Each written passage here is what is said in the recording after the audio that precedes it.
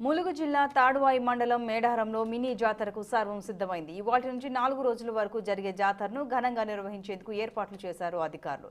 ఇప్పటికే భక్తులు అమ్మవార్ల గద్దెలను దర్శించుకునేందుకు తరలి వస్తున్నారు. పరిసరాలు భక్తజన సందరంగా మారాయి. భక్తులకు ఎలాంటి ఇబ్బందులు తలెత్తకుండా భారీ ఏర్పాట్లు చేసింది ప్రభుత్వం. ప్రతి 2 ఏళ్లకోసారి మేడారంలో సమ్మక్క సారలమ్మ వన జాతర ఘనంగా జరుగుతుంది.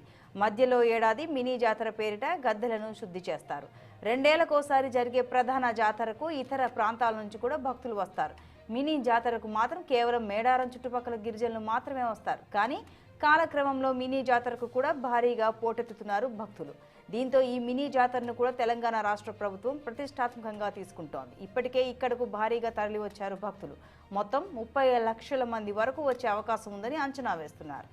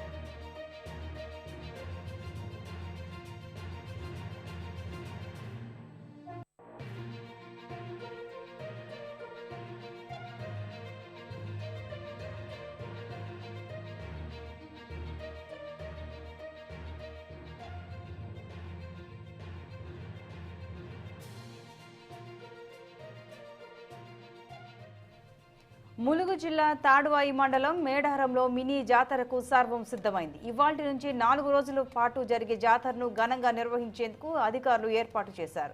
ఇప్పటికే భక్తులు అమ్మవార్ల గద్దెలను దర్శించుకునేందుకు తరలి వస్తున్నారు. పరిసరాలను భక్తజన సందరంగా మారాయి. భక్తులకు ఎలాంటి ఇబ్బందులు తలెత్తకుండా భారీ ఏర్పాట్లు చేసింది ప్రభుత్వం.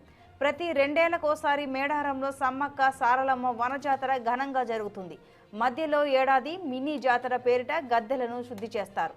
2 ఏళ్లకోసారి జరిగే ప్రధాన జాతరకు ఇతర ప్రాంతాల నుంచి కూడా భక్తులు వస్తారు. మినీ జాతరకు మాత్రం కేవలం మేడారం చుట్టుపక్కల గిరిజనులు మాత్రమే వస్తారు. కానీ కాలక్రమంలో మినీ జాతరకు కూడా భారీగా పోటెత్తుతున్నారు. దీంతో ఈ మినీ జాతరను కూడా తెలంగాణ రాష్ట్ర ప్రభుత్వం ప్రతిష్టాత్మకంగా తీసుకుంటోంది. ఇప్పటికే ఇక్కడకు భారీగా తరలి వచ్చారు భక్తులు. మొత్తం 30 లక్షల మంది వరకు వచ్చే అవకాశం ఉందని అంచనా వేస్తున్నారు.